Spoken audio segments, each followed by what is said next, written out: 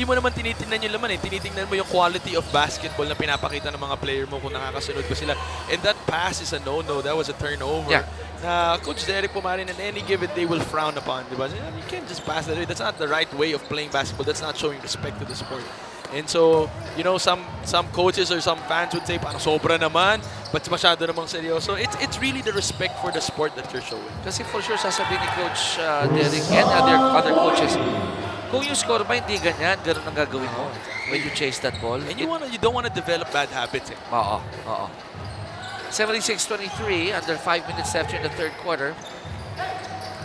And it's a long day in the office here for St. Joseph's College of Bulacan Toros de Galalo. Pero gaya na nasabi nga ni Juan, nakausap namin yung mga miyembro ng namumuno ng UCBL. Very optimistic ang St. Joseph's in entering this league. They know that they will be having a tough time in their maiden year, their debut.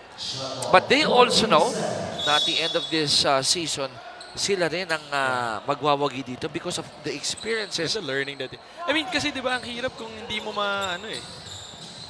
hindi mo rin matimpla kung bakit, di ba, ano bang klaseng team mo bubuhay ko. Ito na pala eh. So, it gives you an end goal.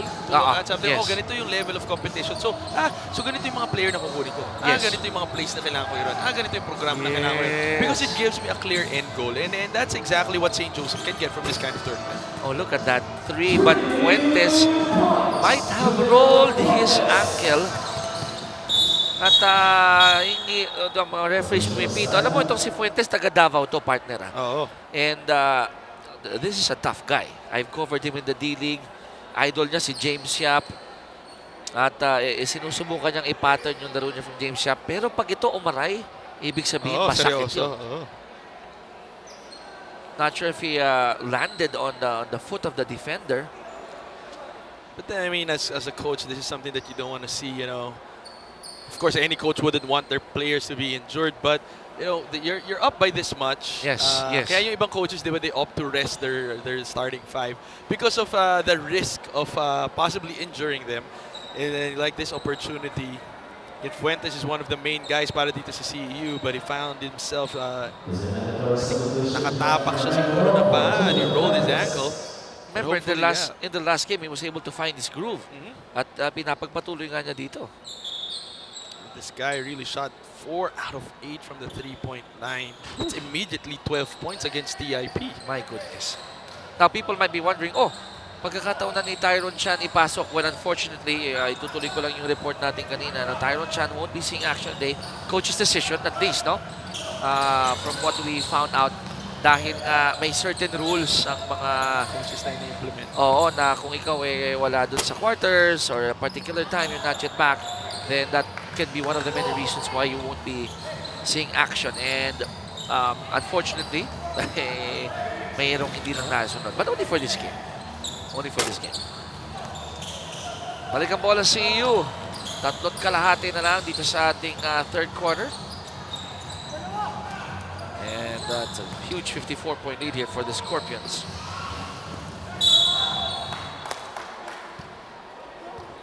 Free throws coming the way of Ebuka.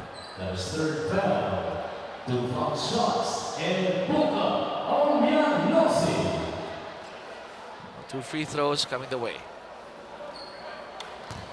Alam ko itong St. Joseph, meron din silang hinihintay na import na parating, and I think hindi lang kasi pa pumapasok yung papers na di pa yata naasikaso yun. But they are, you know, being reinforced by an import supposedly who we haven't really seen in action dito sa ating tournament. On the other end, Ebuka still playing defense there. But Mento called for that foul. So sa Larsa, meron 2 free throw na makukuha dito.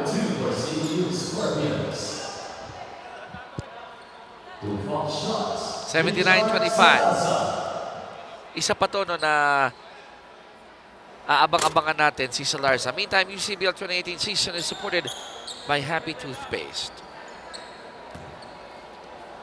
Salarza, namintis yung una. Pangalawa, wala pa rin. Incidentally, partner Richard Salarza turned 20 noong nakaraang September 26, last Wednesday lang. Itong si Richard Salarza. So, young players here. Salarza has it.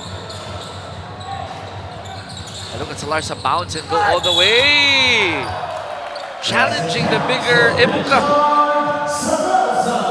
Wow, itong St. Joseph, napansin natin, nung wala naman si Diof on the floor, that height advantage, that wingspan, biglang nakita natin lumalaban na sila ng patas halos against CEU. They're able to fight for that rebound, able to attack the basket without being afraid of getting swatted away. So again, ang laking factor ng Diof on the floor, di ba? And now that he's not on the floor, St. Joseph is starting to show the brand of basketball that they're really known for.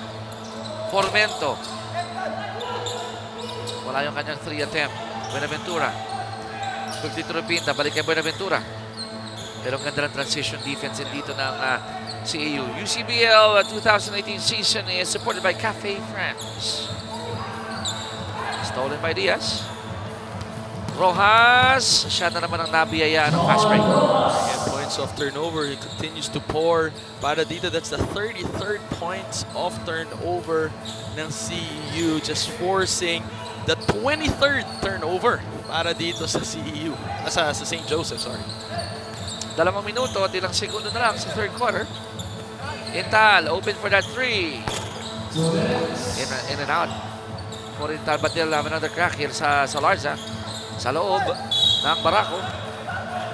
At mukhang si Rojas ang matatawagan ng foul dito. I like how Salarza, the demeanor of Salarza coming into the second half, third quarter. Agresibo siyang umaatake sa basket nung nawala na si Dio.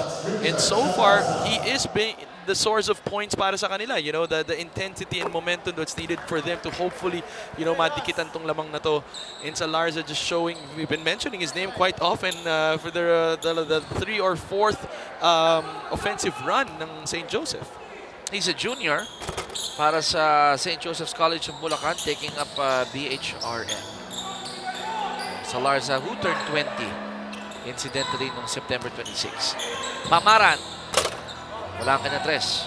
So ito yung mga chances ngayon ng Toros na okay, hindi kayo nakakashoot. They're giving us open looks. Pwedeng ma-boost on the other end. Oras po natin sa minuto at 26 segundo. As Pamaran says, okay, I'll make it this time. Yeah, second time around, Pamaran adjusted probably shooting form. Nailed that 3. Increases their lead, 84-29. Another outside shot by Salarza. Wala. Desena was there to clean up the mess.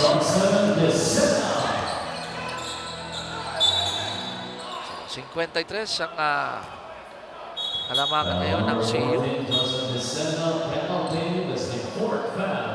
Penalty pa. So, free throws will go the way of the Scorpions. Yung first quarter talaga, Juan, doon nagkabitawan eh.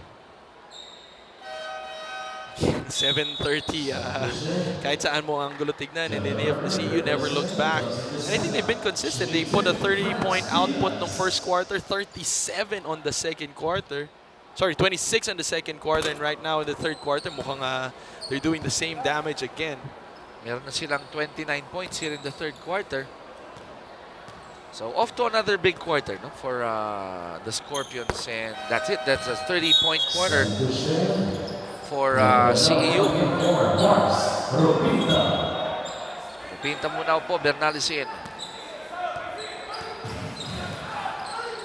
So wala nang pressure na ina-apply dito ang CEU.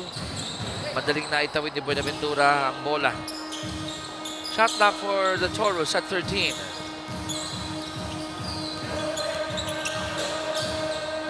Down to 7. Salarza asking for a screen. Shot clock at 3. Ano gagawin ni Salarza? Power play ni Richard. Nothing there. Ito na ang pink shirts led by Rojas. And Diaz with the finish.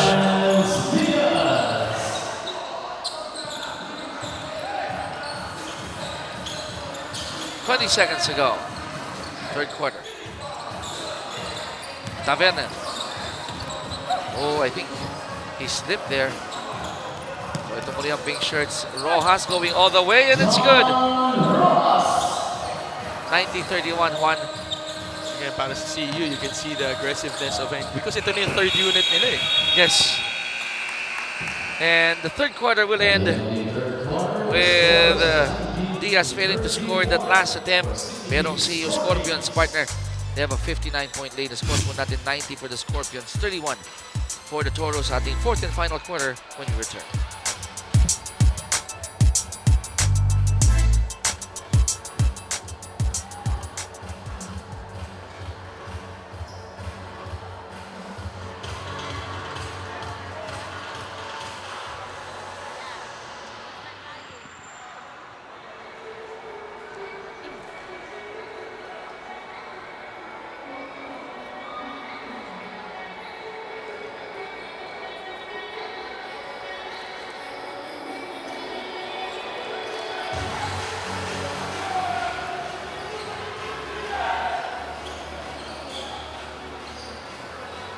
At nagbabalik po tayo dito sa UCBL 2018 at kanina nga Chicken One na pag-usapan natin na hindi natin na makikita ngayon si Pierce Tyron Chan for this game. Pero nabanggit din natin na siya ang ating player of the week at nakakuha siya ng 14.5 points per game at 3.0 rebound per game. Kaya siya naging player of the week. Natanong ko siya kung ano ba yung naging motivation niya, kung bakit naging maganda yung kanyang laro during the past few games. At na-share nga niya sa akin na during the past games ay nanonood ng live ang kanyang parents. Ayan, kaya naman tuwing nakikita niya sa sidelines yung kanyang mga magulang ay lagi niyang binibigay yung 100% niya para mas maging proud daw yung kanyang mga magulang sa kanya every game.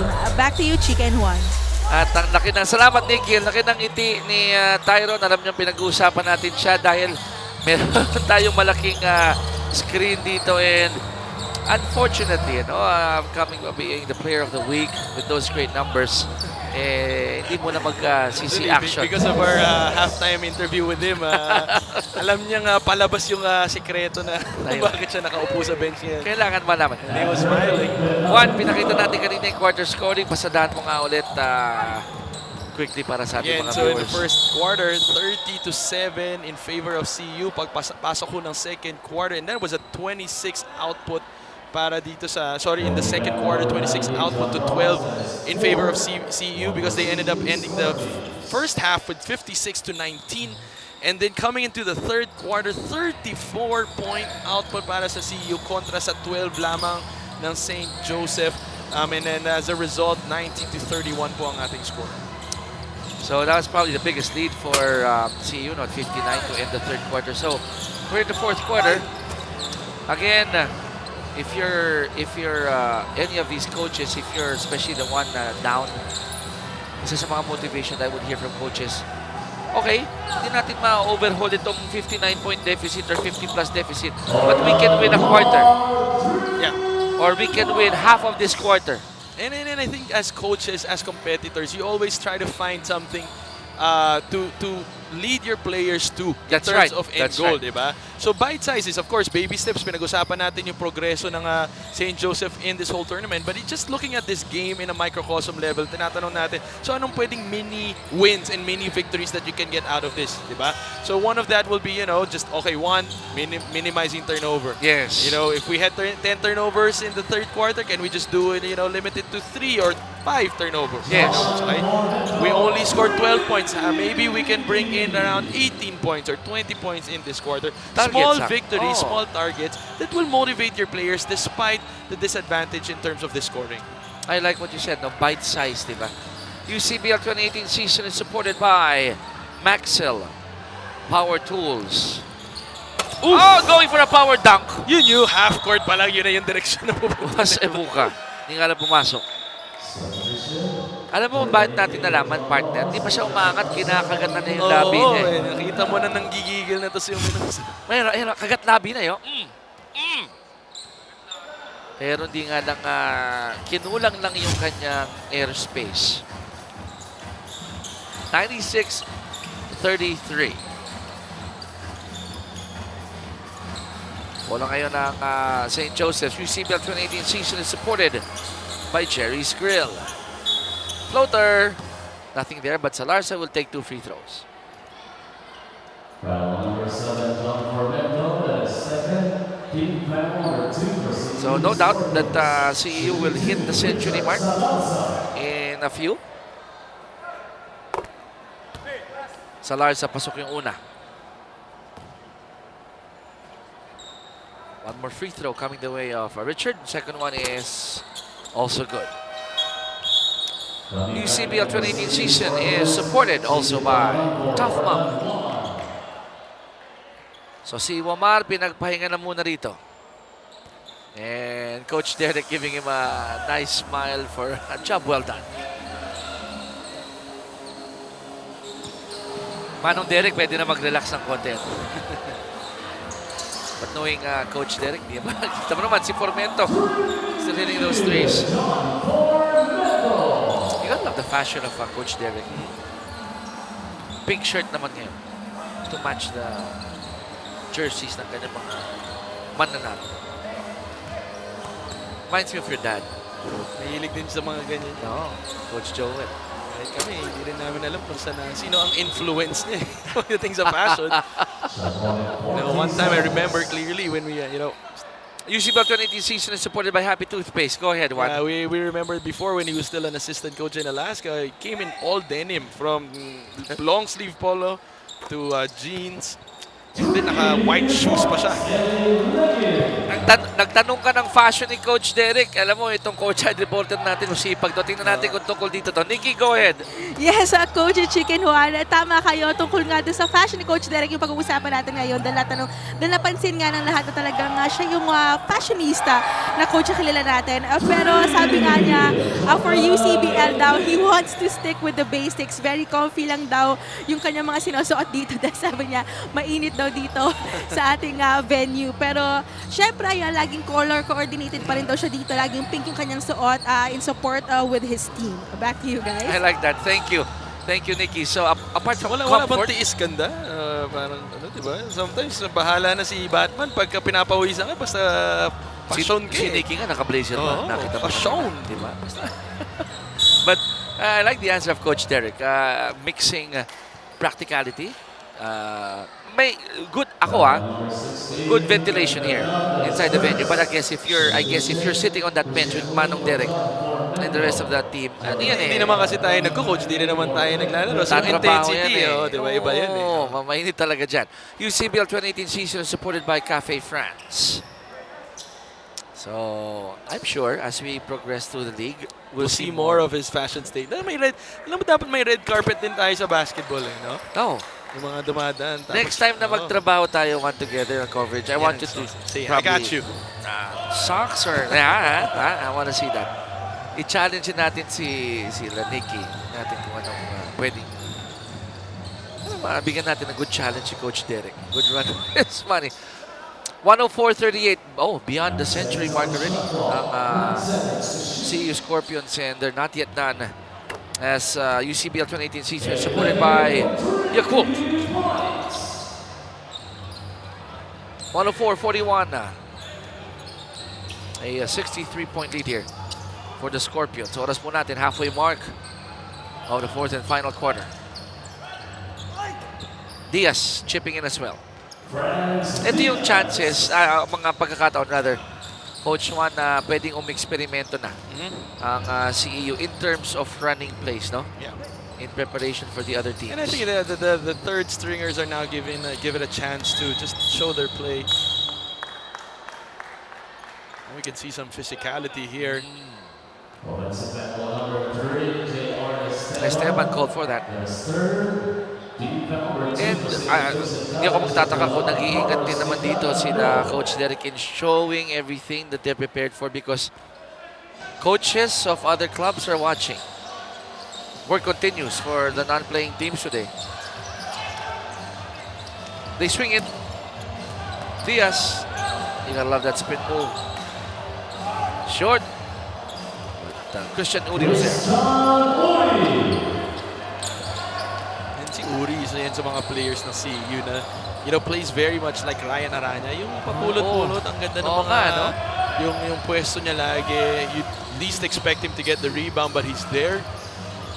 Madami tayong mga, actually, bihira yung ganyang player. Makikita mo si si Scotty Thompson, Yes. Ryan Aranya, they have a nose for the ball, you know. Despite their height disadvantage, they seem to position themselves at the right time, at the right place, and to get that rebound. And for right now, fans, yung level of understanding ng mga fans natin sa basketball tumataas na, and they appreciate players like these. Hindi na yung mga showtime slam dunk masyado.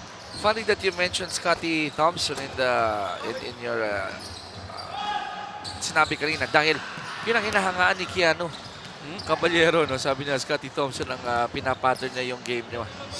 And it's not probably because of Scotty's shooting. It's really Scotty's, you know, hard work and ability to contribute tremendously for his team, the intangibles. 110-41. 69, 69-point lead here for CEU. 3:56 remain in the fourth and final quarter. We'll take a quick break. We'll be right back.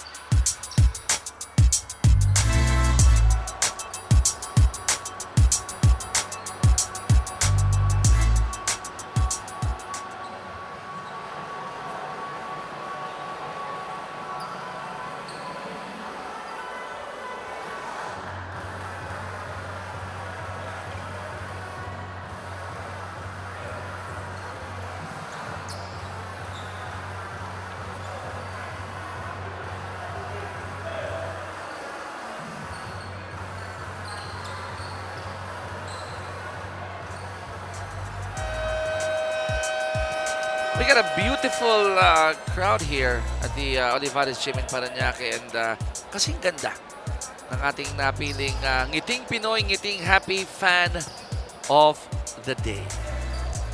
Mapapasmile ka talaga pag ganyan ang makikita mo dito. Yes? You agree? Alright, 3:48 remaining in our ball game. 69-point lead para sa CEU. But Toros, they're not giving up here. Playing Intal. To si Intal, second cousin ni JC Intal from Phoenix Fuel Masters. May brilliance of, you know, makikita mo yung mga athleticism sa mga galaw na ito ni Intal. Shot of the game brought to you by Tanduay Athletics coming from Maru Diof. Sana din improve si Intal and follow the footsteps of his cousin all the way to the PBA. Over 3 minutes remaining. Pamaran goes for the long one. Wala. And CEU will keep that ball with 14 on their shot clock. I don't envy you. You're looking at all the names and choosing the best player of the game, and I will leave that responsibility with you. So this will go against David. Kanyang posisyonan against Esteban. 110-41. So at least here in the fourth quarter, Coach Juan, ang St. Joseph's double digits. Yeah. 10 points already in the fourth. Again, like you said, small victories para sa kanila. You know, set the bar a little bit lower for them to achieve something. And as a coach, you said that. Ayaw mo naman yung napakalaki na, kailangan manalo tayo, kailangan mababa natin. So you give, small victories for them to look forward to, so that you can celebrate it also as a team. Hindi na lang puro pagalit, puro na lang punan ng mga mali. Yes. You also want to motivate these players, and it's tough. It's a tough job being a coach, you know, trying to strike a balance of being a disciplinarian at the same time a motivational anchor para sa team mo. Kasi lahat to puro bata, nakasalalay rin sa'yo, di ba? Siyempre, kung ano yung demeanor mo, it pours out also to how the players will play on the floor. I like what you mentioned, because here in the fourth quarter with 2:24 remaining, St. Joseph's College of Bulacan Toros de Galalo, they're able to put in already 13 points. So, in the first quarter, they had 7. Tapos second and third, tag 12.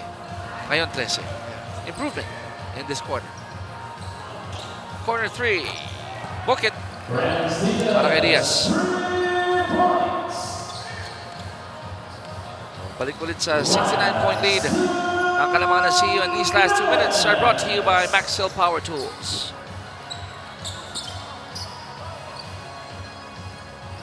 Reverse is good there. Galing kay Ropinta.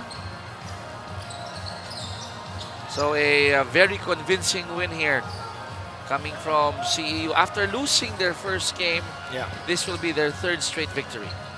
And they've been winning in a really dominant fashion. And dangerous yan if you're the other ball clubs dahil This is a double round, you know. So Olivares beat CEU in the first round, and they can expect that it's going to be a different CEU that they will be facing in the second round. Probably, ang nakakatakot dyan, mas galit pa tong CEU because they have a reason, you know, to win because you beat us in the first round. You're probably the only team that might only beat us in the first round, and we're going to get that back. take note, ang Olivares pa, wala pang talo yan. So they have a huge X mark on their backs. And we expect the other teams to have a different grit pagdating ng second round. Missing in action ng si Eli Leguin in this match. I mean, CEU is known for, other than Diof, CEU is known to have really a strong backcourt, di ba? Yes. Yung mga point guards nila, shooting guards nila, talagang mabibigat ang pangalan nandyan. And for Eli Leguin to be playing against these guys, he really has it, you know, this whole game was really bilang na bilang yung mga galaw niya. Alam na alam nila. Well scouted. 118 to 46 under a minute remaining here in the fourth and final quarter. A 72-point lead for the Scorpions. Quick break, folks. We'll be right back.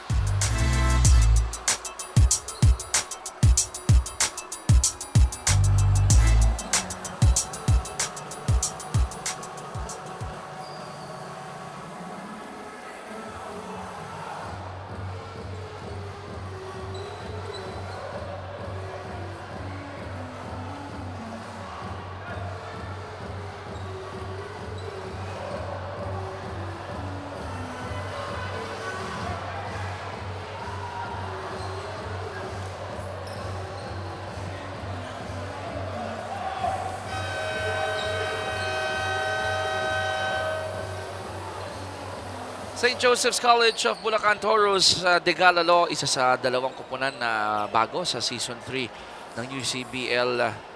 At ang kanilang kaharap dito, ang CEU Scorpions naman, ang mga veterano. Coach Noel Leguin calling the shots for the Toros. And another tough day at the office. For sure, things will be tougher for them as they go along the way. But it's all for the good of the team. Buenaventura missing the three. Pwede ng reverse ni Jordan.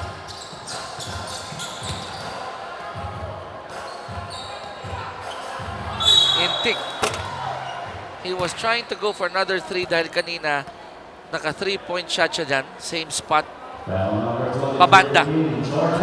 Hirap nun. Yan, gusto niyang patunayan, hindi chamba yung tira niya. Try to shoot another one. Having a light moment with sila assistant coach Mike Buendia.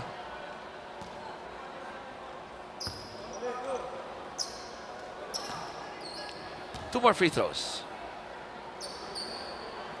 Swak. So lumaki na to at 73. Check natin mamaya sa UCBL. What's the biggest margin?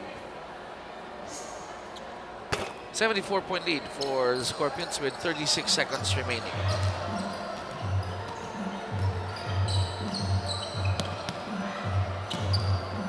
Taverner missing the three. But it's nice to see that Kenneth Taverner is playing. So, not 100%, but at least in the court. They'll dribble this one out. Diaz will no longer take that shot. And Rupinta shaking the hand of Christian Uri. 120 to 46. A 74-point victory para sa CEU. And they go 3-1 against the 0-4 of St. Joseph's. CEU just never looked back. I mean, this is still from their first game after Olivares. They have played the same brand of basketball. So far, so good. Everybody showing forth. St. Joseph still a lot to learn. And this drive of the game is brought to you by Maxell Power Tools.